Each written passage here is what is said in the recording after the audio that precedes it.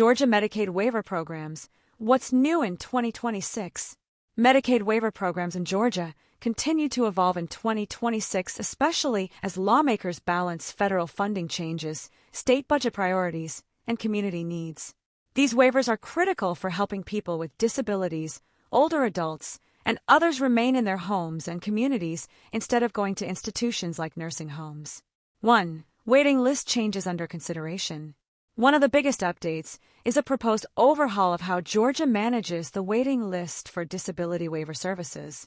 Georgia's Department of Behavioral Health and Developmental Disabilities, DBHDD, is considering a three-tiered structure for the existing waiver waiting list. This would separate individuals based on urgency from those needing services immediately to those who might need them 5+ years later. The goal is to make sure people with the most critical needs receive services first. The new system may also include a new waiver type for individuals who do not currently qualify for NOW or COMP waivers. This effort hasn't been finalized, yet it's recommendations that still need board approval and a set implementation timeline. 2. Senate Bill 428 New Waiver Proposal. Georgia lawmakers recently passed Senate Bill 428, which directs the state's Department of Community Health to submit a new Medicaid waiver request to the Federal Centers for Medicare and Medicaid Services, CMS.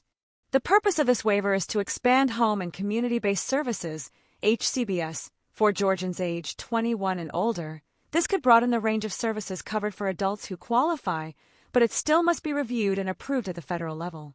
3. Waiver programs that still matter in 2026. Georgia's Medicaid waiver programs continue to offer key services that help people stay at home instead of entering institutions.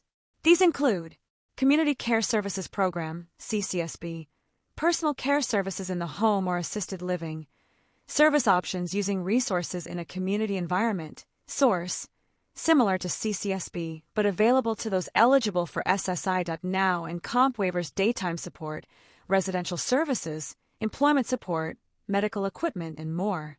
Even though the focus lately has been on waiting list reforms and waiver expansion, these programs remain the backbone of Georgia's long-term support services.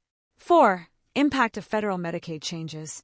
Medicaid waiver policy in Georgia isn't happening in a vacuum. Federal policy shifts are influencing how waivers operate here. The federal One Big Beautiful Bill Act, passed in 2025, introduced Medicaid work requirements and cuts to federal Medicaid spending that could start affecting waiver funding and operations in 2026 and beyond. Georgia's Pathways to Coverage waiver, which includes work requirements for certain adults, was extended through December 31, 2026 by the Centers for Medicare and Medicaid Services, CMS.